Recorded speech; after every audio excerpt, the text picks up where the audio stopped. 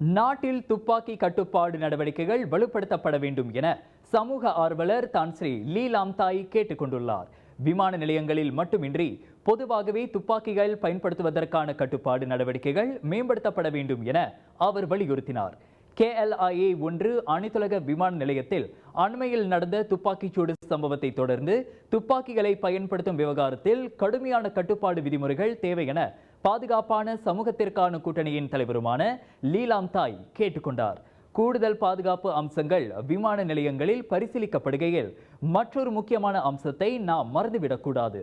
அதுதான் துப்பாக்கி கட்டுப்பாடு என்று அவர் சுட்டிக்காட்டினார்.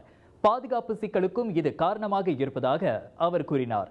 கடுமையான சட்டங்கள் மற்றும் அமலாக்கத்தால் மற்ற நாடுகளுடன் ஒப்பிடும்போது மலேசியாவில் துப்பாக்கி கடத்தல் குறைவாக இருந்தாலும் சிறிய எண்ணிக்கையிலான சம்பவங்கள் கூட உயிரிழப்பு மற்றும் வாழ்வாதாரத்திற்கு பெரும் சேதத்தை ஏற்படுத்தும் என இன்று வெளியிட்ட அறிக்கையில் லீ லாம்தாய் தெரிவித்தார். கூடுதலான கண்காணிப்பு மற்றும் தொழில்நுட்பத்தை பயன்படுத்தி அதிகமான பணியாளர்களை நியமிப்பதன் மூலம் நாட்டின் நுழைவு மையங்களில் கண்காணிப்பு மற்றும் ரோந்து பணிகளை அதிகரிக்க வேண்டும் என்று அவர் கேட்டுக்கொண்டார். மேலும் உளவுத்துறையை பகிர்ந்து கொள்வதற்கும் முயற்சிகளை ஒருங்கிணைப்பதற்கும் நமது அண்டை நாடுகளுடன் நெருக்கமாக ஒத்துழைக்க வேண்டிய அவசியம் இருப்பதையும் அவர் வலியுறுத்தினார். சுவாச பிரச்சனை, சளி, இருமலுக்கு உகந்த தீர்வு சைலஜா பேபி ஹெர்பல் கிரீம்.